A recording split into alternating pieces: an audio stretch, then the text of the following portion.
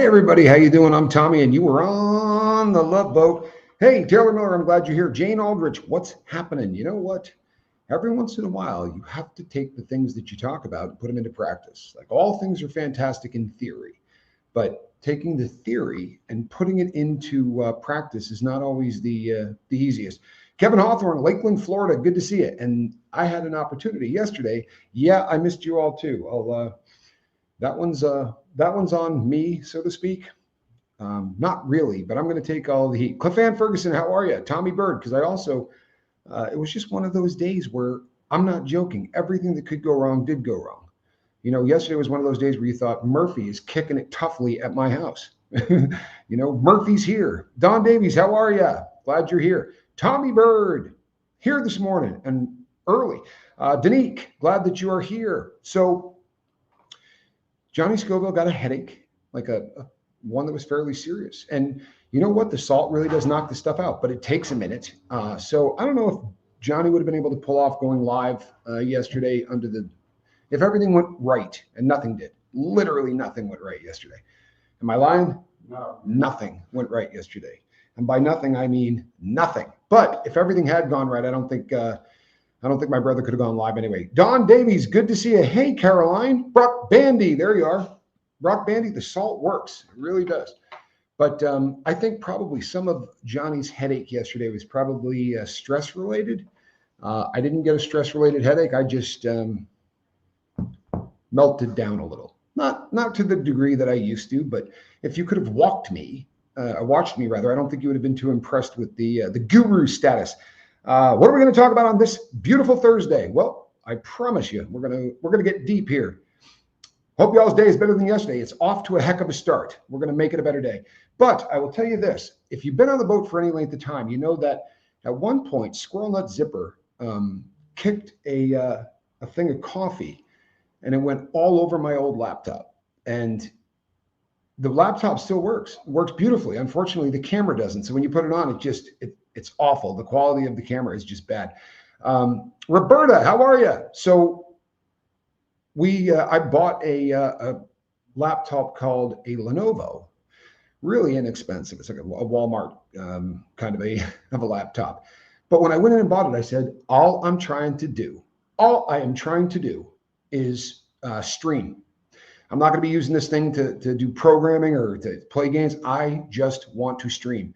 And the guy said, you know what, for the money, this is the machine you want to stream. Now, I don't know if he just had no idea what he was talking about, but when we first got here, I was trying to use that particular laptop, and we would check the speeds of the internet, and it would say the upload speed is 90, right, on the Dell. These are Dells, aren't they, Johnny?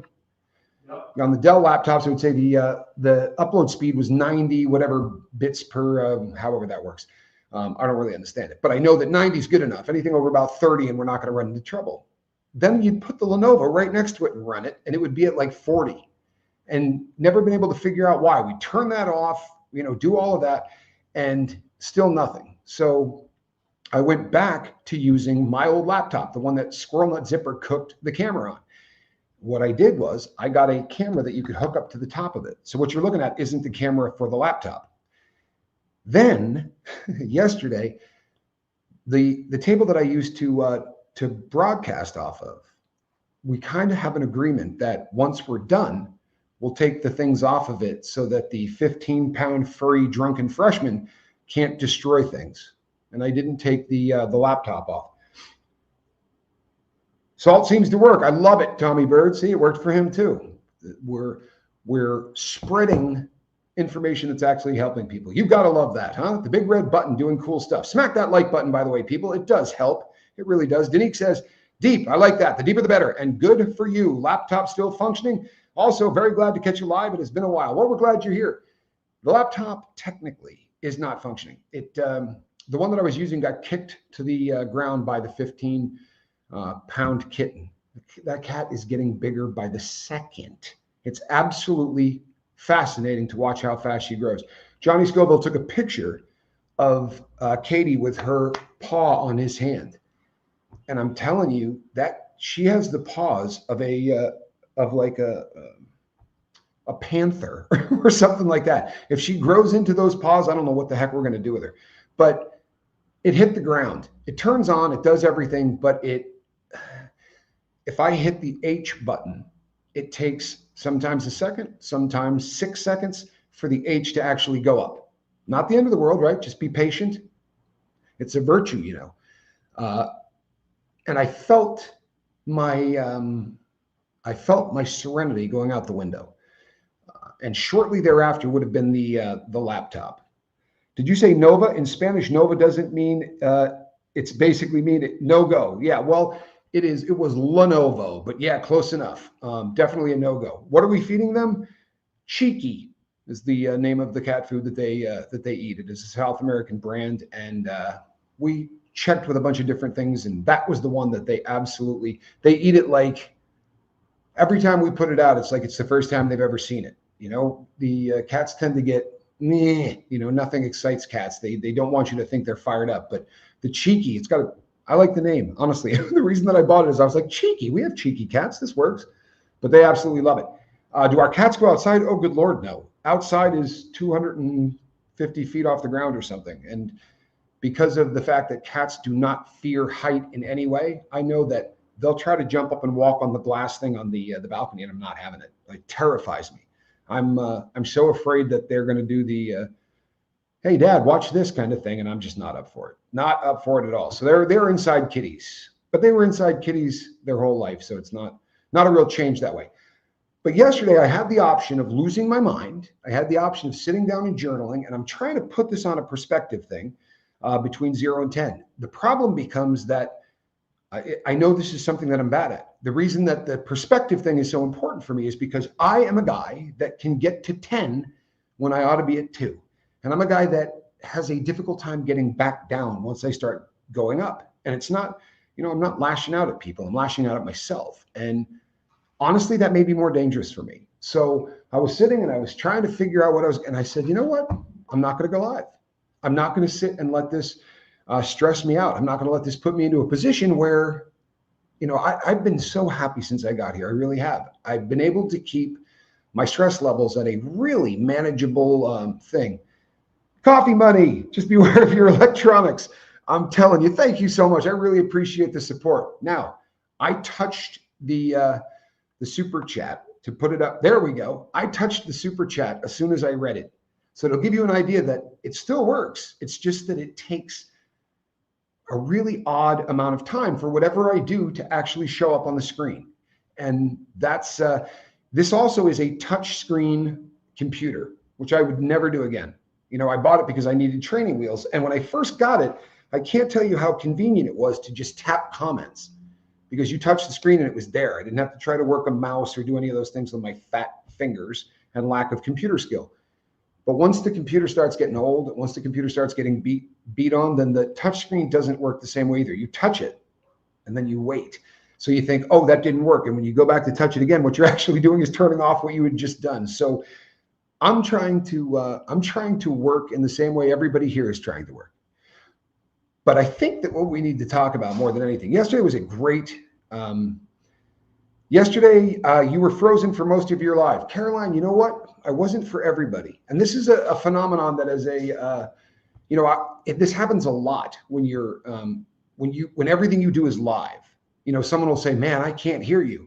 And, you know, you got 50 or 60 people watching. Sometimes that person is having something on their end, or sometimes the feed or whatever. So I'll say, hey, can you throw me a 5x5? And you'll have somebody saying, you know what, you're freezing. If you go back and look at yesterday's chat, you'll have everybody else going, not here, I'm fine here. So sometimes it's just one of those things, you know, and we're going to get over all that. If I freeze up on you, listen to my voice. I promise you the message has less to do with my pretty face than it will be the things that I'm talking about, hopefully. And hopefully there's a message. Hopefully this gets through. Some days are better than others. There are days that things flow through you and you feel like you don't even have to think about the things that you say. They just kind of come out. And if you speak for a living, that's one of those things that happens when you're really in the groove. It just kind of goes, and you don't have to get a whole lot of thought process. You're just regurgitating things that make sense to you. Do you still have any thoughts about Lillian Jack Sullivan, missing kids from Nova Scotia, Canada? I have actually started to look into that. What a bizarre case. And I probably will do a show on it. I find that to be a very, anytime somebody disappears and there just seems to be, you wonder if the cops are doing anything. It's frustrating as hell, and it's got to be frustrating for them. We've been talking a lot recently about the Jeffrey Epstein case, and the cop that was prosecuting Jeffrey Epstein, or the cop that was trying to prosecute Jeffrey Epstein. Sorry, I'm trying to protect the kiddies from being stupid again. This guy in Florida, I think his name was Michael Ryder. Michael Ryder was the guy's name. This is a solid cop. This is a guy that wanted more than anything in the world to protect and serve, like they put on the side of the car. And he had a case that was, tied with a bow, and it was ready to roll. He had all of the witnesses. They were all saying the same things. There were 34 or something victims that were ready to testify.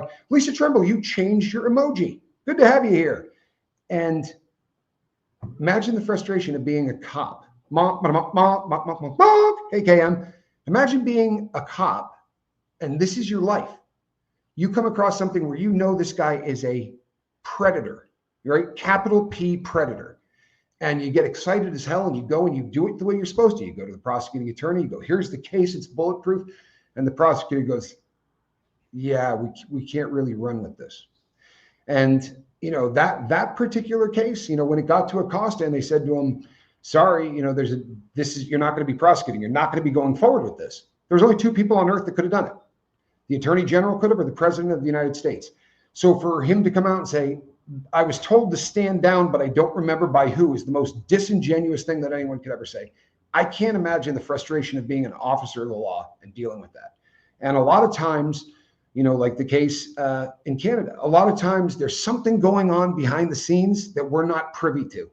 And I have a feeling that's what we're going to see in this. And I don't mean to the same level, obviously, as Epstein or whatever, but there's something going on there that doesn't make sense. We saw Smokes. Good to see you. Because even to the lay person, you read that case and you're like, I think I know who did this. It just really seems to be odd. So what I wanted to talk about today is, we talk about taking action all the time, especially when it comes to journaling, because people will say, I listen to you, and when the show is over, I really feel great. Everybody in the chat sort of lifts you up and your spirits are great. And when it's over, I'm fired up about the world. And then I stare at a blank piece of paper. If you get back to the nuts and bolts of stuff, right, theoretically, you should probably be journaling as soon as you wake up.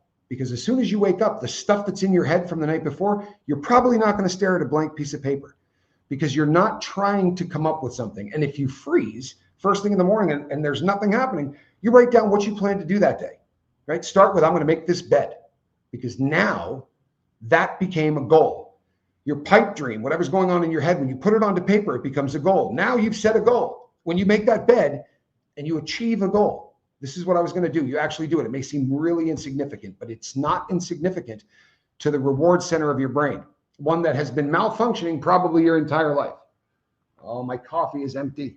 Johnny Scoville, will you grab me water whenever you get a chance? No hurry. But that's where we end up is a situation that we have things. You have all of the tools at your disposal to actually move forward, but you can't seem to jump.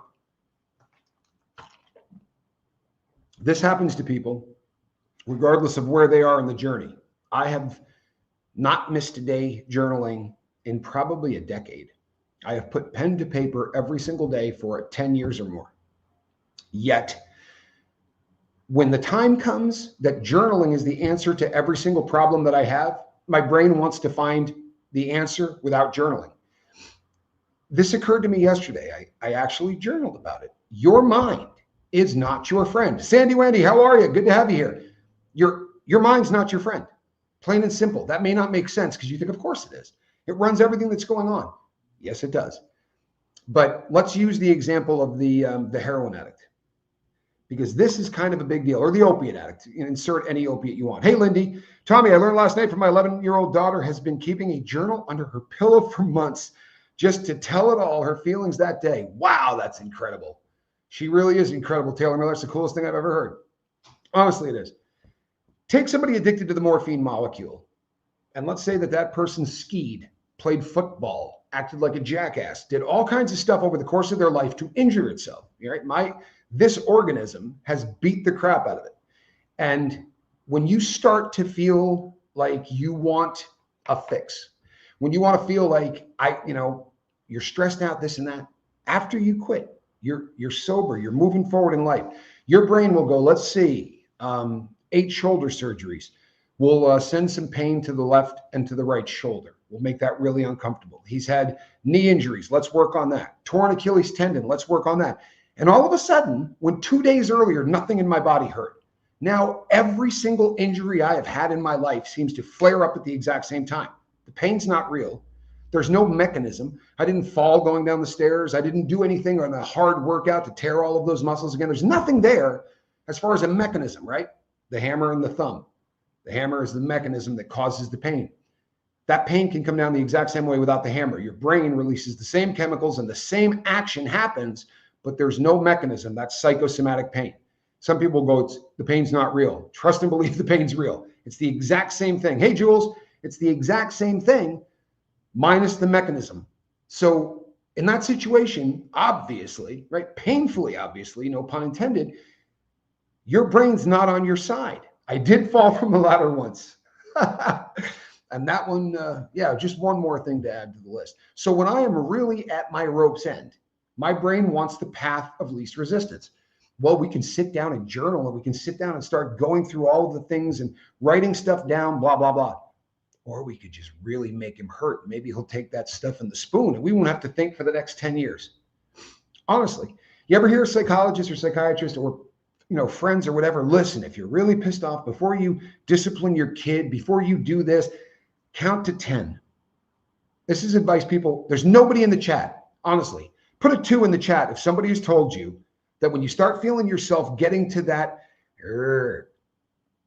count to 10. There's nobody on planet Earth that has not gotten that advice. Getting ready to leave the house and need to step away soon. We'll be listening and catch up on replay. Have a great day. I love you all. Jane Aldrich, please be safe. And thank you for spending time with us. She's fairly faithful about always being here on the boat. Please be safe and give your sister a big hug. So why do we count to 10? We count to 10 because, as silly as this sounds, right? When you're ready for fight or flight or freeze, it's because the vagus nerve kicked in. And again, if you weren't here yesterday, it's not the Viva Las Vegas. It's Vegas with an A. Gemini Girl, good to see you. So your brain and your eyes may be running on the same area, but they're not on the same. Your brain literally isn't seeing. So when that vagus nerve kicks in, for all you know, right, for all the brain knows, something you're running from, or something you're ready to fight, or something's got you so scared that you're going to freeze. And the brain doesn't understand exactly why. By counting to 10, you're saying, I'm not being chased by a bear. There's nobody that's got a gun in my face. Because if you are terrified because there's a large animal chasing you down, you're probably not going to stop right where you are and go 1, 2, 3, 4. So what you're doing is you're telling your brain, hey, it's cool. There's no chance you would do that in a situation that really required fight or flight. And these are the little tricks that you can do along the way that's going to hopefully lower that level of stress, because the older you get, the more your brain can become insidious with the things that it does. Now, sometimes I share too much, right? There's definitely been occasions since I started this channel where I have really shared too much. My 6-year-old son is autistic, and we constantly count to 10 to calm him down during emotional flares. Well, if all goes well, you'll be doing that the entire life, because I promise you it's an excellent tool. It really is. It's something that is going to work to calm you down. You spend enough time away from being an addict. I haven't stuck a needle in my arm in probably 14 years, because the last, 4 years that I was in active addiction, I only smoked the stuff, occasionally snorted it, but I never, not because I was, doing harm reduction, because I couldn't find a vein. It would take me hours and it just wasn't worth it, So, but I haven't done that. So my brain, which is not my friend, I'm sorry, it's not. It's something that I have to break like a horse so that I can master this thing, or at least to some level, so I have a better life. My brain has to find a new path. So I realize that this may be sharing a little bit too much, but it is something that is going to be effective, because it just highlights what I'm talking about. I'm getting older. It's one of those things. There's no getting around. I'm getting older. And when you get older, They used to talk about old man golf. I played a lot of golf when I was in my 20s, and all the old men would say, well, it's old man golf. And I'd go, what is that? And they'd say, well, you have to stop every other hole to use the restroom. Because the older you get, that kind of thing happens. Yesterday, when my stress level went through the roof, I drink about 5 or 6 of these a day, right? Hydrating is a big thing for me, really big thing for me. And Johnny and I work out now every day. There's a lot that we do that the more hydration, the better. Lisa Trimble says, I hate my brain. I get it. Because you do realize that automatic negative thoughts, why do these things happen? Because your brain's not your best friend. And if you have been an addict at any point in your life, those automatic negative thoughts or anything negative that your brain can do to try to get you to go back to where you were is going to mean your brain can take the next 10 years off, like it did the 30 years that I was drugging it. For that 30 years, my brain wasn't doing much work. It did this one. All right, time to go get the dope. Time to steal to get money to go get the dope. It was only 2 modes, right? I was either on dope and relaxed, or I was going to get dope. I didn't have to worry about thoughts like, what's God doing in my life? How's the family doing? All of the stuff that's kind of that upper level kind of thought. If you can't pay the rent, you're probably not thinking about philosophy. And my brain would be really, really happy if it didn't have to think about anything. So yesterday, the button that it pushed was, maybe I'm just going to make it hard for you to go to the bathroom. Instead of you going every 4 minutes, maybe I'll make it 6 or 7 hours that you can't go. Not something that I'm particularly comfortable with. And in 55 years, it's only happened to me once. There's only been one occasion where peeing was something that I could not pull off. Honestly, once in my entire life. And it horrified me. It was one of those things that scared the crap out of me. I called my big brother. He was older than me. I figured it had to have happened to him. And I called looking for help. I was working at a shipyard at the time. And I remember thinking to myself, I'm going to have to go to the doctor for this. After that happened, I got online. I started researching, what the hell? Is there something wrong with me? Do I need a doctor? And the first thing that it listed as what could cause this was stress. Your body gets stressed, your brain's going to go, oh, yeah, he's getting older too. Well, I'll get in his head. I'll make this really, really uncomfortable. And why? Because you can make my knees hurt and I'll take some aspirin. Like the days of making my knees or my shoulder hurt or my back hurt, and that's going to run me off to the dope, man, those days have been over for a really long time. So now it's looking for a new path. And the one that it chose last night is one that doesn't just have to do, it's very uncomfortable. It's a painful feeling, but more importantly, it scares the hell out of me. So now I'm dealing with an emotion, fear, and really heavy emotions, really negative emotions for me, and maybe not for you, but if I'm fearing something, then my ability for the logical part of my brain to do its job doesn't work. That's an emotion that I'll make bad decisions if I'm in fear. And I really got to calm myself down. And the problem is, hey, Tommy, I want to say I appreciate getting back on track and keeping it together when you were off. So was I. I'm coming back with a new job and everything now, no pressure. Good. I love that, Tommy Bird. I really do. I love that. And I can use that kind of pressure for real. And you're not the first person to say something similar. I've had a lot of people reached out and said, sadly, for better or for worse, your channel really did become one of the coping tools that helped me stay on track. Maybe it would be nice if you didn't get off track. And believe it or not, that makes a big difference. And as far as the no pressure thing goes, the first time that I thought I wasn't going to do this channel anymore, Tommy Bird sent me an email. I'll never get rid of it. It goes from device to device. I make sure that it's saved, where he talked about the derelict ship that, it's not, it's leaking a little water. The pumps are always working to keep it from sinking, and there's paint peeling, and certainly doesn't look like she used to, but it's our boat. And it made me cry for about 45 minutes, but it got me back to doing what I was doing. But when you start living in fear, if you're really afraid, well, now we're really in trouble, because that emotion is now making what I'm afraid of more difficult to pull off. And it was really an exercise in taking all of the things that I talk about, and I've been talking about them for a really long time. I can do this rote. I don't need notes. I don't need it, because I've been talking about this. This is something that I spent a long time looking into.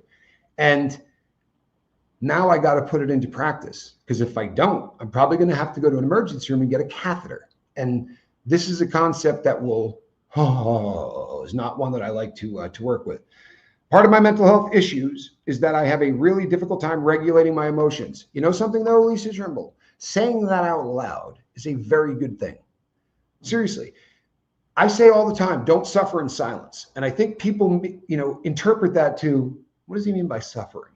If there's something that's bothering you, if there's something that you know is an issue, right?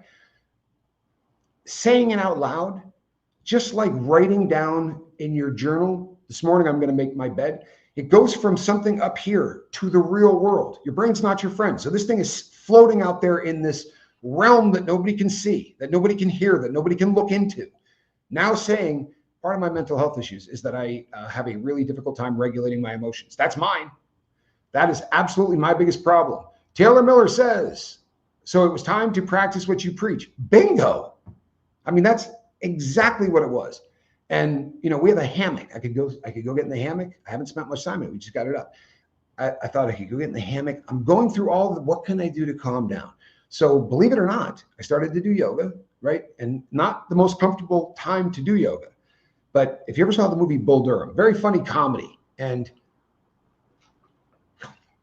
it's about a minor league baseball team. And the pitcher who's hoping to get into the big leagues, the girl that he's with says to him, you should put on a garter belt underneath your clothes. And it seems like the most ridiculous thing in the world. But her thought process for him was, you're not going to be able to be concentrating on your fear because there's going to be this thing that you're doing that maybe there's a little shame in, maybe there's a little bit, but it's going to take your brain to somewhere else. I can't sit and concentrate on anything and do yoga. It's an impossibility for me to think about something else and do yoga. I have got to clear my mind or I'm not going to be able to balance. I'm not going to be able to do anything. So I started to do yoga and then I laid down, I did some meditation and then I got up and I journaled. And the goal is to not journal about me. So I started to write about things that had nothing to do with my problems, nothing to do with my issues. I started to do some gratitude stuff. I started to do things like what I'm grateful that's going on in Spank's life, you know what I mean? Or my daughters or my mom or anything that's going on so that I can take myself out of my internal focus that I really got to go to the bathroom. I have to now start to do something to trick the brain so that I'm over here, not right there. Because that right there thought is going to stop me from doing exactly what I need to do. And it worked like a charm. It really did, right? That's why I'm here and not somewhere else getting an uncomfortable procedure done. Now, when I say it worked like a charm, in just a little under 3 hours. So, Barbara Waite, good to see it. I mean, it worked. It took a long time to work. But my takeaway, because today I was going to talk about food and the stuff that they put into it and why it's such a difficult thing to regulate, right? People who are working on trying to lose weight. It is a very difficult thing because it's not just the food. It's a lot of chemicals added to the food. It's Clark W. Griswolds of the world. It's the people that own perfume companies that are working for the same people that are making the food that you're eating because they're engineering this stuff in how it smells and how it tastes to take you up. No joke. You're going to eat the food, you're going to get a dopamine hit, and then you're going to crash. And that's what we're going to talk about today. I was ready to roll. I've done a bunch of shows on this in the past, and it's right in my wheelhouse. I can do it almost to sleep.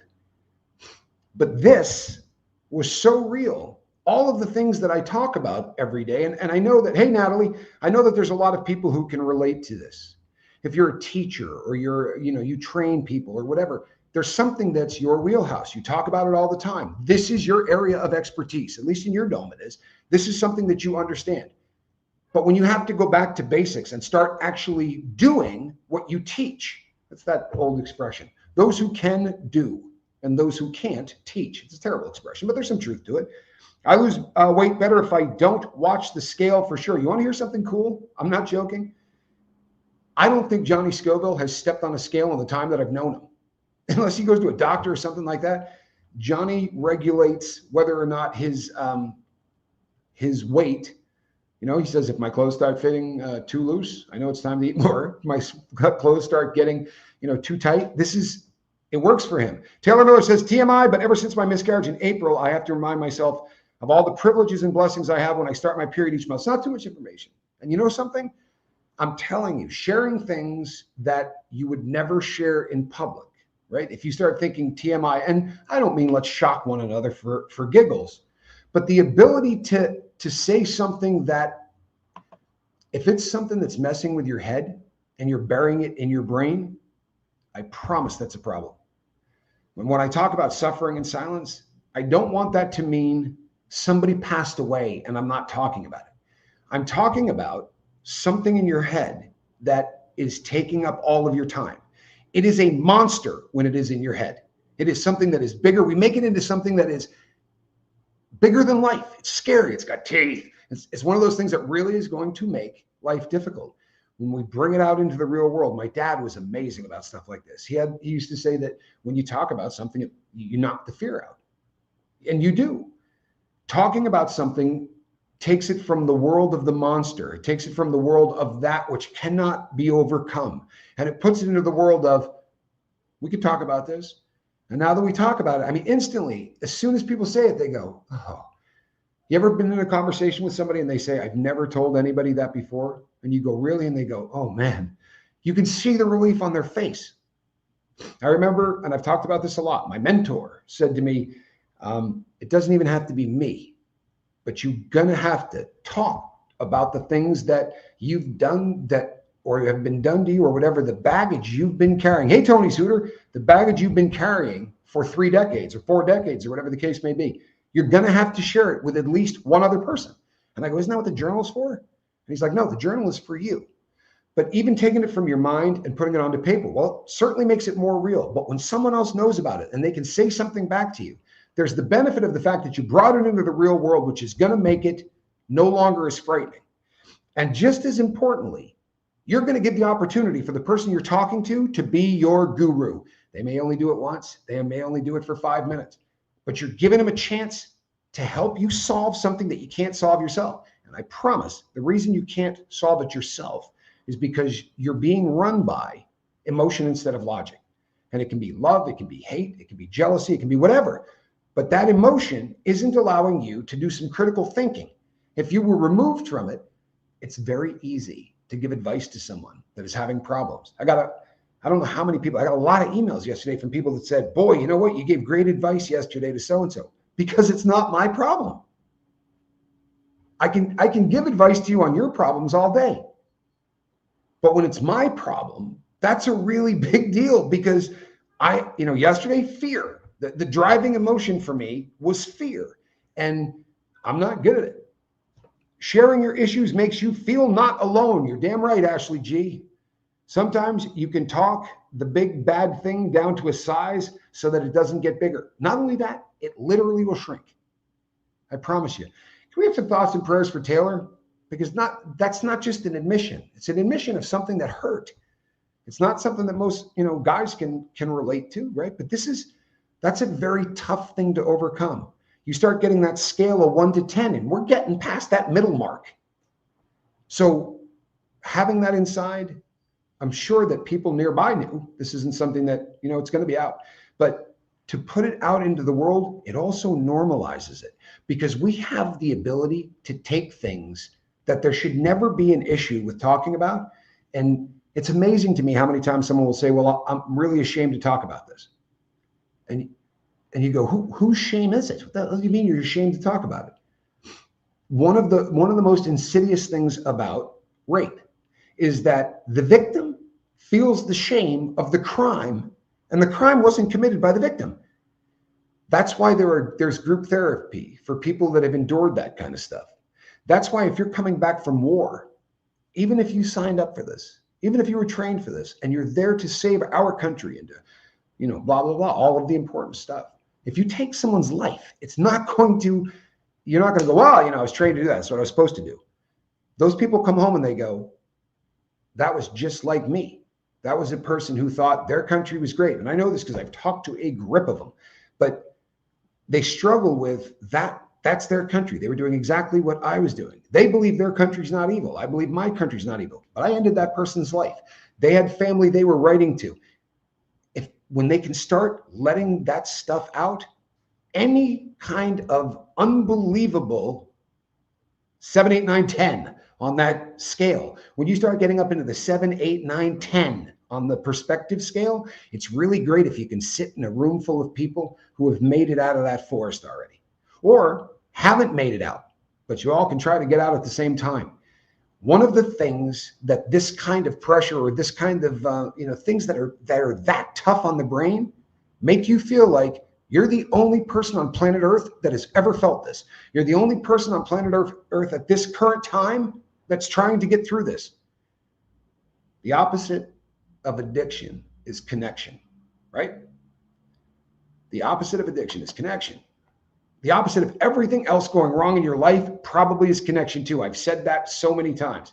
Ashley G says you are made to feel shame. You put yourself in that situation. Yeah, exactly, right? Well, and society did that for a very long time.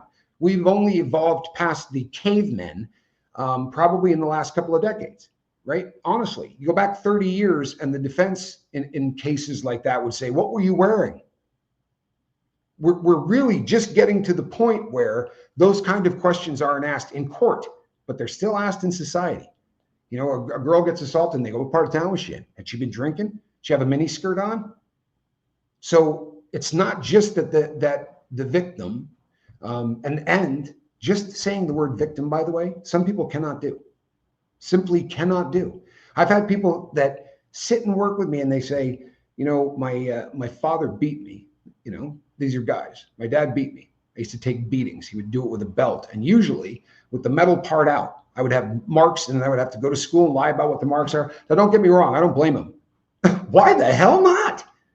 Seems like there's some blame there. If your life's jacked, there's a pretty good chance your dad beating you with the metal end of a belt for 6 years had something to do with it. But in saying it's his fault, then he's the perpetrator and you're the victim. And we don't like that word. We don't like that word. It's not something that we don't have a problem saying it about somebody else. Oh man, that poor victim, or don't victim shame. We can throw that word out all the time until you're the person that has the V, right? And I say we have the V because Ashley G says, I didn't want to admit to myself that I was a victim. This is pretty damn common. Honestly. This is, in fact, it's way more common than the alternative where someone goes, you know what, I was victimized. That's not a sentence we're very good at.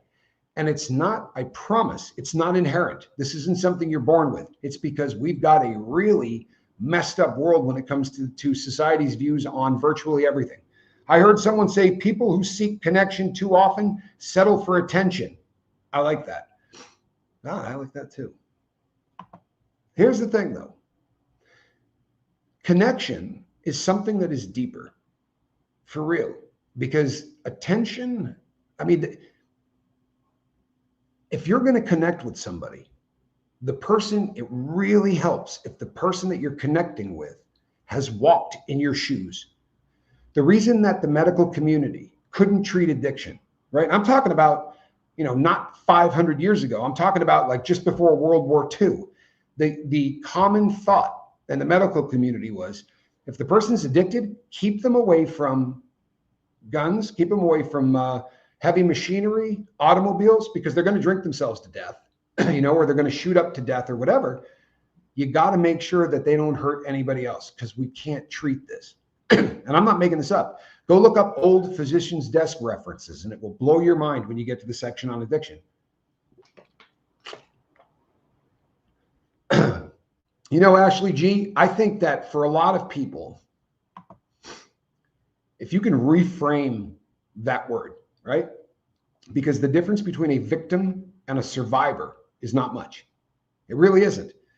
You get victimized, you're still alive, you're still breathing, but are you functioning? So when you're able to, like you're sharing this is huge. There are people that will never say it out loud. More than 6 out of 10 people who endure one of the worst crimes that can happen to any human being ever will never say it out loud. Ever. That's bizarre when you think about it. But those types of things come with a huge dose of shame. They come with a huge dose of blaming yourself. You know, I've talked to so many people who say stuff like, you know, I just ask myself over and over again, did I do something, you know, or was there something I could have done? That's dangerous territory. And if 6 out of 10 people aren't going to report it, then they're just going to spin, right? If you're not telling somebody, if you're not opening up and you're not sharing, ideally sharing with people who have been through the same kind of things. Because I can say, you know what, I I feel bad for you. I can say it would be a really good thing if you talk about this, if you share. But if you're talking to somebody who has been through the exact same thing, they can go, I know what you're going through. That's not a phrase that I can say to so many things that people bring to me.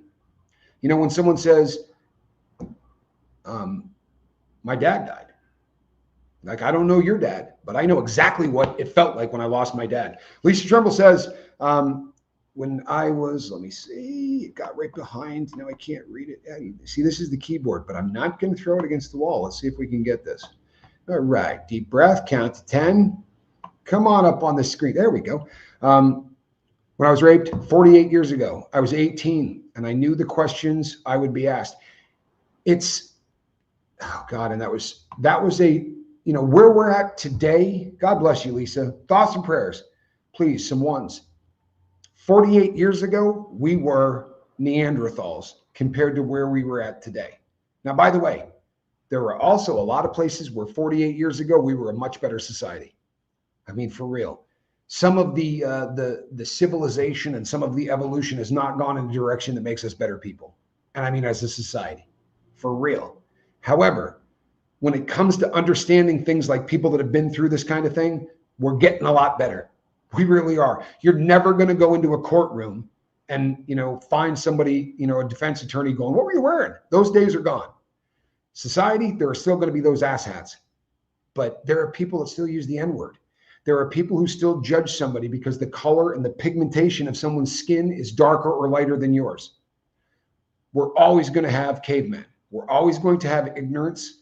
There's always going to be the asshat. It's one of the reasons that group therapy works. It's one of the reasons that, that's right, Ashley G, it was the best of times, it was the worst of times. Well played.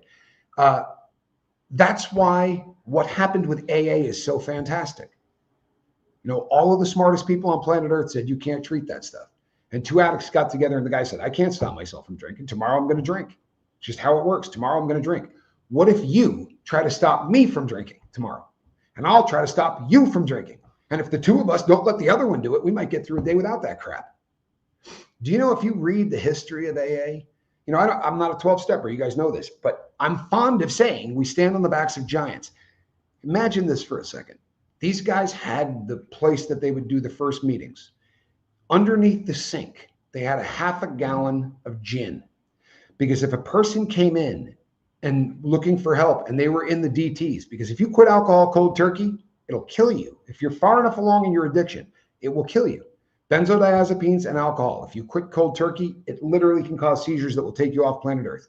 Don't quit either of those. In fact, ideally, don't quit anything until you talk to a doctor, because some drugs can kill you simply by quitting. It's a fact. The two I just named. On top of that, we've gotten to a point where there are medications now that are wildly effective in treating addiction, especially certain varieties of it. So talk to a doctor anytime before you quit. But back in the day, you know, Bill, he'd go in there and take out his chemical of choice, and he would pour 4 shots into a water glass and hand it to the person in the DTs so that they would stop shaking. And then he would talk to them about sobriety. Can you wrap your brain around that? And keeping in mind that he has been told his entire life, everyone has been told, this isn't treatable, this isn't curable. You're going to drink yourself to death. And they're in there a month or two sober and keeping the poison that almost killed them underneath the sink. We stand on the backs of giants. Wouldn't be here today if it wasn't for 12 steps. Would not be here today if Bill didn't have the huevos to give that a try. And then all of the smart people and the scientists and all those on earth had to go, yeah, we were wrong. Those two addicts figured this out. That connection can treat it, right? No magic pill, connection. I wish we could all meet in person semi-annually. I genuinely love this group, and chatting with y'all is the highlight of my day. Well, you never know. You don't know what the future, maybe someday that will happen. Makes sense to me. Keep the person alive first. Correct, Ashley. And the other thing is this. If you're doing this one, and I say, hey, let's talk about your sobriety, think I'm going to get a lot done? All of you women are inspiring, says Tommy Bird. I try to get my wife to watch these, but she's not a morning person and never will be. Replay is good, but it's not the same effect. You're absolutely right. You're absolutely right. It's fantastic to be here in person because the people in the chat are amazing. Can alcohol withdrawal kill someone who is dependent the same as someone who is an addict, or does it not matter? It's an unbelievable question. It makes total sense to me. What Johnny Scoville is asking, if this doesn't make sense to you, you can be dependent on a drug and not be addicted to it. How does that work? Take two people, let's say the morphine molecule, because this is an easy one, or we can say Valium, right? Diazepam, benzodiazepine, that can kill you, right? Two people take it every single day for 2 years. They're taking 40 milligrams a day, 10 milligrams 4 times a day. Trust me, after 2 years, they're going to be physically dependent on that substance. Now, if you get them both to quit, and I mean successfully, they get off it, everything is groovy. If one has the addictive gene, as soon as it's out of their system and the two of them shake hands, right? They were in rehab. Oh, boy, that was tough, right? Yeah, fantastic. I'm never doing that again, they say. One of them goes out and drives to the dealer's house. The other gets out, drives home. The one that drives home, in 6 months, you could put him back on Valium twice a week. He could use the medication just as needed, and he's never going to roll into it again. How does that make sense? Well, he's not an addict. It is a disease, and it's a disease that some people don't have, but anyone can become dependent, but not everybody can become addicted. I know that this is a hard concept. Honestly, it's a hard concept for science, but the answer is this: whether you're an addict or whether you're dependent, it'll absolutely do the same thing to you. If you go into withdrawals, it can send you into a seizure and kill you, whether or not you have the disease. I promise. The example I used to give back in the day, by the way, for this was, what if you go to college and you get a roommate? I almost said cellmate. You get a roommate in college, and the two of you go through 4 years of school together. Every day you do the same substances. I went to school with a guy, we'll call him Longer. This This dude used to drink about a fifth a day. I'm not joking. You've never seen anybody with a drinking problem like this guy. And at the end of the 4 years that he was in school, he went to school and he was trying to sell real estate. It was a family business. He was going to go directly into it. And after the 4 years of school, he quit drinking. And I mean, quit, like, just turned it off. And I remember being absolutely flabbergasted that this dude was able to set that down. Absolutely flabbergasted. How's that possible? Like, this dude was a raging alcoholic. He wasn't your run-of-the-mill alcoholic. This dude was a raging alcoholic. I remember him getting up in the morning and having the shakes. But after 4 years of doing this nonstop, he just went, yeah, I can't do this and run a business, especially the family business. He quit. Fast forward, I didn't see him for probably 2 decades, 2.5 decades. And I was back in the Northeast, and I went down to the town that he's from, and I called him. Actually, I called the name of the business, which has his last name attached to it. Asked if he was there, and the secretary put him on. And I dropped some really foul stuff that would let him know exactly. I said, I saw you do X, Y, and Z. And he went, Rock, what's up? I said, hey, I'll go out to dinner. I'm going to be in town for one night. And when we got to dinner, he ordered a beer. And I went, oh, God, no. You got to be kidding. I said, after quitting and all of that, you're drinking again? He goes, oh, no, I drink every once in a while. How do you go from being an alcoholic to being a social drinker? And the answer is, the guy was dependent. He had that alcohol because he drank every single day of his college career. And as I talked to him about it more, he said to me, I quit every summer. I was like, what? He said, yeah, I never drank at home. My dad would have killed me. This dude needed a drink. He would be shaking. But he wasn't an addict. It's really hard to understand. It doesn't make sense. Ashley G says, detox is the same for everyone. It's misery. Detox is misery. If you could only use one substance from now on, limitless, without any physical harm, what would you choose? To be clear, mental effects are exactly like they are now, just no damage to your body. I wouldn't take anything. I wouldn't take anything. I promise you.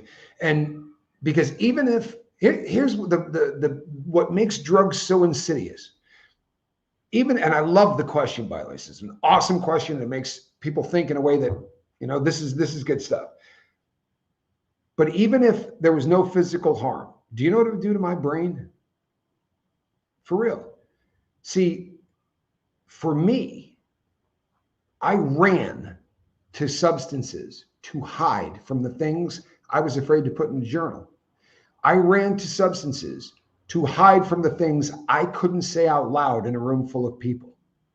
I would suffer in silence, right? Or I could turn the suffering off, right? I could throw a switch and I could turn the suffering off. And you know what I've learned? Suffering is essential. It sucks, but it is not bad. I mean, not for the organism. You have to, and I mean literally, have to go through adversity if you're going to become better.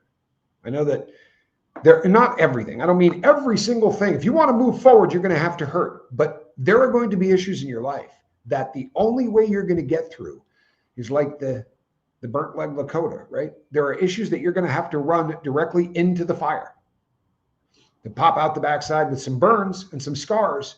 But that's how you're going to overcome. That's how you're going to become better.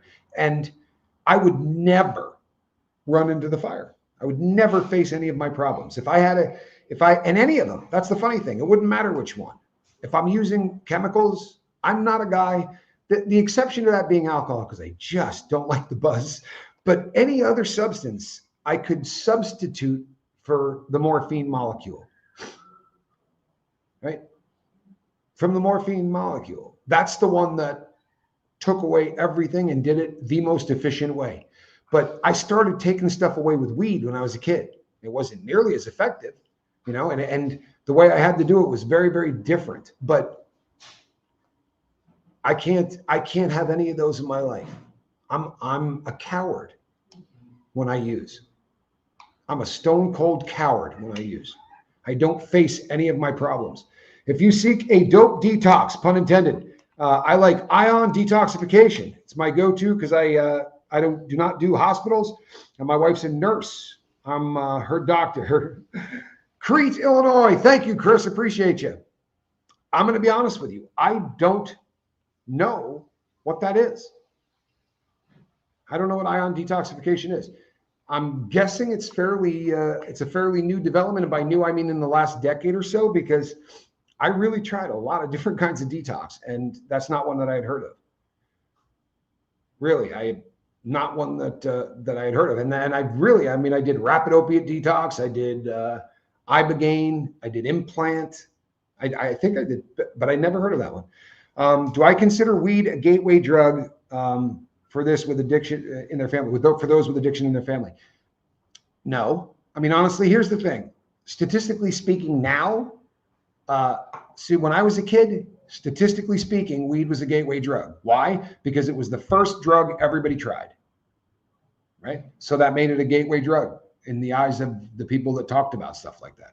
But, whatever you try first is the gateway drug. And right now, because the internet gives people the opportunity to do things that they had never done before, more kids will say that the first drug that they tried was a pill. Because they'll go into mom and dad's medicine chest. Back in the day, you'd pick stuff up and you'd go, I don't know what the hell this is. Now they go to the internet, and in 2 seconds, right, they go, oh, this is that. This is a painkiller. This is a tranquilizer. Pooh Bear says, I agree, but others don't. Yeah, and I'll say this. Everything that I say is an opinion. Because there aren't facts in this stuff. There aren't.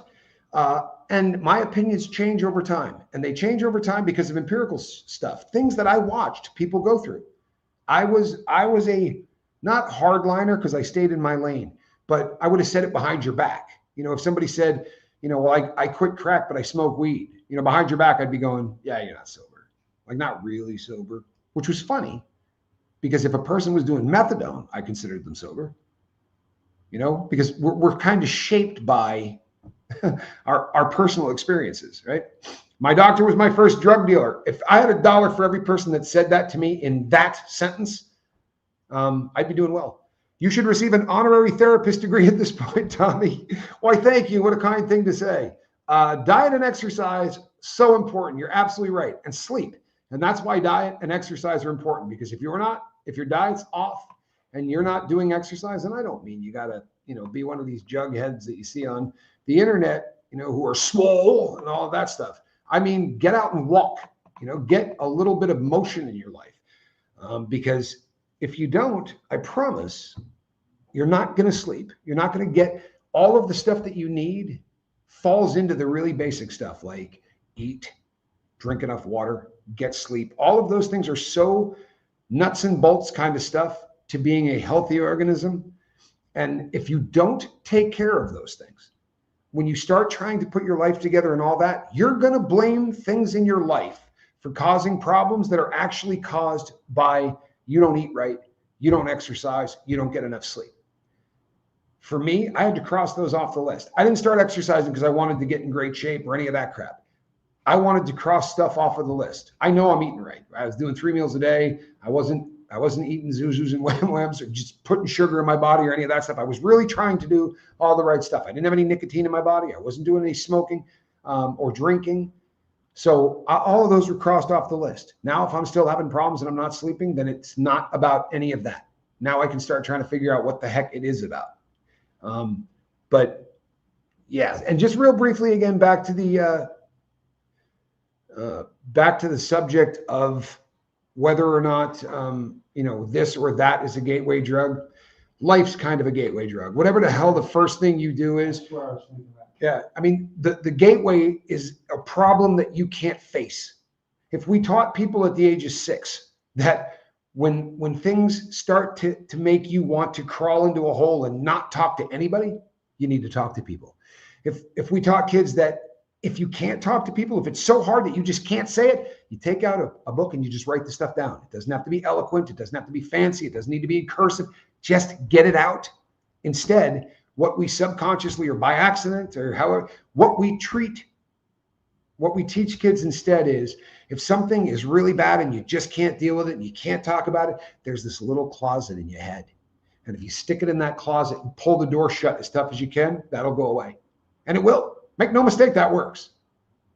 But you're going to pay that it's going to happen. It's just that you're not going to pay that day. And sadly, you may shove it in the closet when you're 6 and you might not pull it out until you're 46. And that's going to do so much damage. And I don't mean it's going to kill you.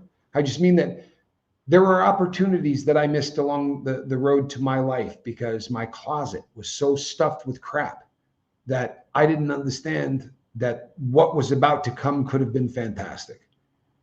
I couldn't face a lot of the things that were going on in my life because I had a very, very stuffed closet in my brain. And when I finally got to the point where I started to work on that closet, it wasn't a matter of like when I opened that door, you don't go, oh, let's take this out. I opened that door and stuff went boom. You know what I mean? Like things flew out of that like a cartoon. Doctors are just practicing people, just haven't caught on who they practice on 15 minutes, a chai machine, 1,000 steps, and it increases vital life. Well, here's the thing. There's a lot I believe in this. There's a lot I believe in. You are going to be your best doctor.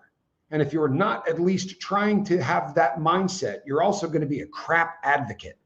Because if I go to talk to a doctor and they say, I want this, I'd like to put you on this. There was a time in my life where I'd go, okay, now I go, what is it you're putting me on? Right? What is this substance? Why is it that you're putting me on it? Is there other ways to treat this? Like I'm an advocate. For all I know, this guy got a golf trip to the Bahamas. And the reason he's writing this script is because the nice people at Sackler are really taking care of him. They can't pay him, but they can say, hey, we're going to fly you to Guam, you and your family, so that we can train you on such and such a drug. It's going to be 2 weeks, paid vacation. There's a casino there. We can leave $500 worth of chips at the front desk. There's so many ways to backdoor stuff in. Yeah, Johnny Scope, you're gonna list off the drugs that you do? No hard feelings, folks, but this is the top of the hour, and this I have no intention of doing a 2-hour show. Sorry, Johnny. I'll tell you what, make a list of the ones you haven't done. All the designer ones, gas station drugs. Right. I mean, that's the same thing. I get this question asked to me in emails a lot. What drugs have you done? And I usually say the same kind of things. I didn't do bath salts, although I did the heroin version of bath salts, but I didn't do the speed and all the other stuff. But they made a fake heroin. I tried that. What else? I don't know, not a lot else. If it came out in the last 10 years, I didn't do it. I've never abused fake fentanyl, right? I've done alpha fentanyl, the stuff that they make for the pharmaceutical industry, patches, pills, lollipop suckers, that kind of stuff. I've done tons of that fentanyl. But the stuff that they're putting in the pills on the street today, the M30s, I don't know. I've never done that. But for the most part, yeah, you know, once you start having issues, you know, once you're in trouble, every time someone says, "What, you know, this drug's called ketamine," I'm thinking, well, maybe that will take away my stuff faster than what I'm doing. So, and it may not even be something that you do consciously, but we run to this stuff to hide. Well, I want to find out if I can hide better in that than I can in the other. That's kind of the nature of a lot of people that you know, will party, right? You know, I was partying. God, I hate that term. I party now. I really do. I party now all the time. Triggy, we can blame it on a big, white, furry, drunk freshman in college, a Maine Coon cat. She's a beautiful animal, one of the kindest animals in the world. Dumb as a brick still. I mean, not dumb, just kitten. You know, she's learning. Like yesterday, Johnny was petting her on the head, right? And you do this thing when you pet her head, she just loves that. Nothing in the world that she loves more. But you got to sort of keep your hand over her eyes, and she just, you know, closes her eyes and gets in there and loves it. But when she gets really excited about it, she'll just nip your hand a little. And yesterday, she nipped her hand, Johnny's hand, enough to draw blood. Ketamine is like playing hide and seek in another dimension. Ketamine's awful. Ketamine is awful. And if you take too much of it, there's a deal that they call the K-hole effect. It's like taking a pair of binoculars and turning them around backwards, or laying at the bottom of a well and looking up so that everything kind of gets black except this tube vision. And it's one of the most uncomfortable experiences in the drug world that I have ever felt. And I've done some really weird stuff with drugs. That was about the worst I ever felt. You guys have me calling our new 60-pound pit mix a drunk freshman fur missile. Excellent. Excellent. Ketamine therapy. I've never done ketamine therapy. I'm not going to badmouth ketamine therapy. There are people I know who have done it, who have said it was the greatest thing that ever happened to them. It was the magic bullet. I have had people say the exact opposite. So I think it's probably a case-by-case basis. And that frightens me a little bit because it is so open to abuse. It killed Matthew Perry, right? That's what took him off of planet Earth. So it is very, you're very open, wide open to abuse. The other thing I will say is this. I tried to research ketamine therapy because if there's anything that I can do to make, you know, my life better, I would like to do that. So I was just trying to do a little research, and it was like a pusher. And I had never actually met a pusher in my life. I knew drug dealers, but I never saw somebody roll up on me and go, "Hey, you want some of this stuff?" Like you see in movies. But the people who were doing ketamine therapy were drug pushers. You know, I reached out just for a little info. Can you send me an email? And I was getting 3 phone calls a day, you know, from, "Hey, you really got to try this." I mean, it was creepy. It literally left me with a feeling of just, I don't trust them. You know, it freaked me out a little bit. And it could be one company, I don't know, but I was uncomfortable. I also don't think that we're at a point where the regulation with it is where it needs to be. But we'll find out. Hopefully in the future, you know. Are there any health benefits to cannabis? Absolutely. I mean, there are. There's a ton of health benefits to cannabis. But you got to weigh those benefits. And here's something that really I am pretty high on, if you don't mind a pun.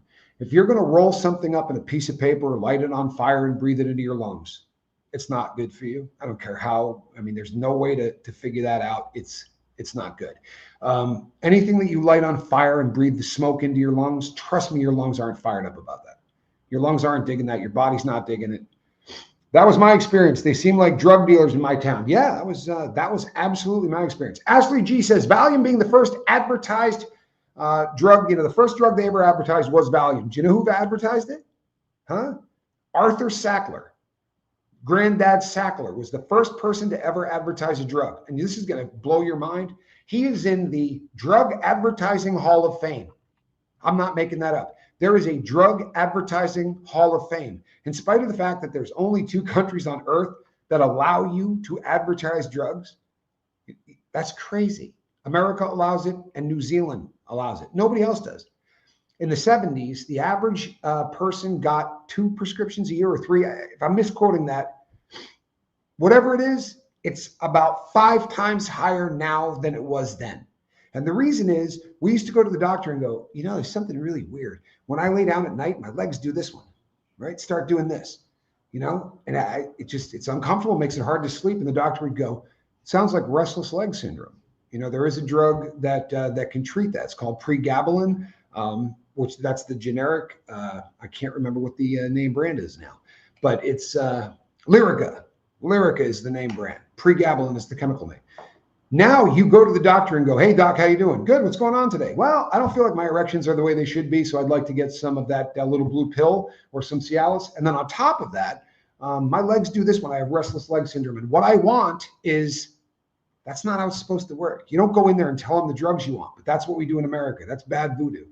ChatGPT has asked 80% of the planet is addicted to one thing or another. 80%. 80% of the planet, according to AI, is addicted to one thing or another. I think that's low. Crazy. I think that's low.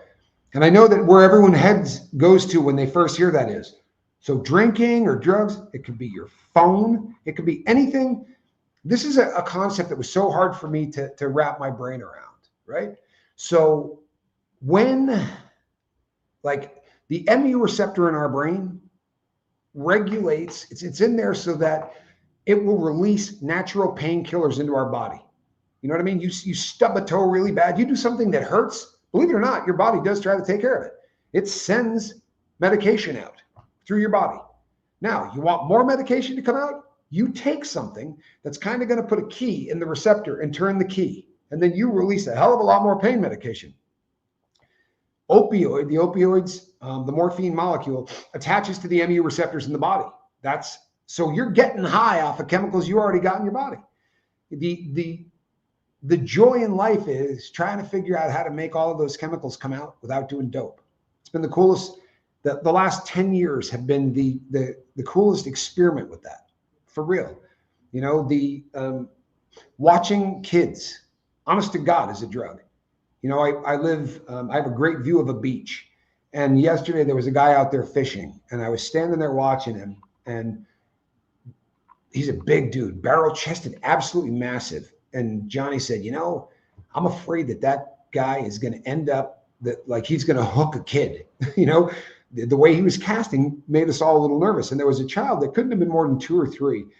And I was like, that kid seems like it's getting close. I was starting to get a little freaked out.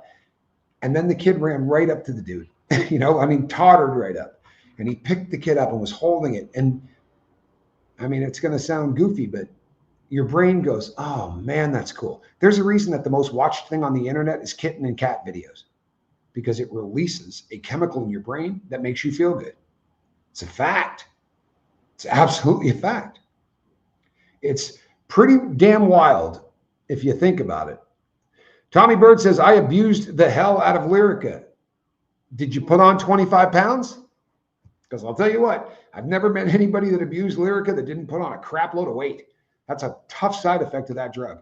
Also, I took it and looked like the Michelin Man in a week. Yeah, Johnny said, I took it and looked like the Michelin Man in a week. That is so funny. The other problem with that substance is I've had a half a dozen people, maybe more, that have said to me, I got on that and very seriously thought of committing suicide. That's frightening. Yep, yep, says Tommy Bird. Yeah, nobody takes that and doesn't put on weight. And that's a side effect, especially in the United States or in a lot of the more developed or civilized countries. That's a side effect that's going to make you want to use more drugs, right? Everybody has body issues. Does anyone have any experience with Seroquel? I do. Seroquel is a really, really heavy drug. Now, you can be given Seroquel in really small amounts, and you could be given it anywhere between like 25 milligrams up to like 450 is the most I've seen people get handed out. People in prison will buy a 450 milligram Seroquel and hit it with a lock and just shatter it and take itty bitty little pieces and take it, Seroquel knocks most people out. It doesn't knock out everybody. If you're being treated for what Seroquel treats you for, then it's not going to knock you out. But it's one of those drugs that's kind of like giving ADHD medication to somebody that actually has ADHD. It has the exact opposite effect. If you give it to someone that doesn't have ADHD, they're going to bounce off the wall, right? It's going to be like, ding, ding, ding, ding, ding. But give it to a kid that does this anyway, and it's going to level them out. It's going to chill that child out. How does that happen? How does that make sense? Because everybody's brain chemistry is different. It's wild how much different brain chemistry can be from one person to the next. So this is always a dicey subject too, because number one, I'm just a drug abuser. I'm not a doctor. I'm not anything like that. I'm a guy that did a lot of drugs who has a pretty good memory. But what is the yes? Correct, Danique. That is the chemical name. So Seroquel is excellent for people who need Seroquel, right? Unfortunately, there are people that, like anything else, it can be abused. Like anything else, it can be abused. Hey, Joy Lee, good to see you. Tommy Bird says, Seroquel made me insane. Insane. They have stopped treating people as much with it and have started to go to a whole host of other substances that they treat people now. They're always looking for something with less side effects. The Thorazine was a drug that got used a lot, and it got used a lot in prison. And unfortunately, there is like an affliction that's almost like a kind of Parkinson's that can happen to somebody who is on Thorazine too long. And it used to be called the Thorazine shuffle, right? It's not, but it kind of makes you do the, you look like a T-Rex. Your arms end to come up like this, and you'll watch guys shuffle around prison with their arms doing this kind of thing, and you can go, Thorazine shuffle. That's it, right there. They're doing the Thorazine shuffle. And now they have a drug to treat the effects from people that did too much Thorazine. It's an ugly rabbit hole. You know what I mean? It is a really, really ugly rabbit hole, and that's kind of scary. My aunt was prescribed 2 milligram Xanax bars 4 times a day. By who? Keith Richards, her doctor, plus extra for sudden panic attacks. Completely destroyed her mind after about 4 years. Your family should sue whoever was writing those scripts. I'm not a doctor, but I'll tell you what, I've abused Xanax. That's a hell of a lot of Xanax. Good God in heaven. Honestly, that doesn't even make sense. 8 milligrams of Xanax a day and some extras, for panic attacks. How could you have a panic attack on 8 milligrams? Was she unconscious? It's amazing that it didn't stop her breathing. I mean, that's all. You put a beer on that. See, it's the end of the world as you know it. That's a heavy respiratory depressant. I think with any of these things, talk to a doctor. With any of these things, talk to a doctor and become a friggin' advocate for yourself. Ask a crap load of questions. What are the side effects of these things? Is there something that I can treat this with that is non-narcotic? Because I will make you a promise. Normally, that's the best option. Now, you break your femur, you're going to need the morphine molecule. You're not going to, there's no aspirin that's going to get you through a broken, bone, like a thigh bone. You're not going to take, do you guys have a leave? I broke my femur. It doesn't work. I get this all the time too. People come in and go, I don't want to take any pain medication because pain medications are bad and people are overdosing. If you're in pain, take pain medication. If you're taking it the way the doctor wrote it on the side of the pill bottle, you're set. If you're not, you shouldn't be doing it. You know where I'm going, people? I'm going today to talk to the people that run the men's rehab center here in town. This is an exciting thing for me, but I got to go shower and get ready for it. I pushed this about as long as I can, but I do have a surprise for you, so don't move. Listen, I really appreciate everybody showing up here in the morning. This is a very cool thing that we're doing. It really is. I'm getting a hell of a lot out of it. I know that you guys are. I'll be going live later. What's that? I'll be doing mine after we get back. Johnny will be going live after we get back. This right here is a cat in a basket. First cat in the basket in South America. Such a good kitty. I'm Tommy Scoville. That was a cat in a basket. Between now and the next time I see you, put a little love in your heart. We'll see you on the next one. Bye-bye.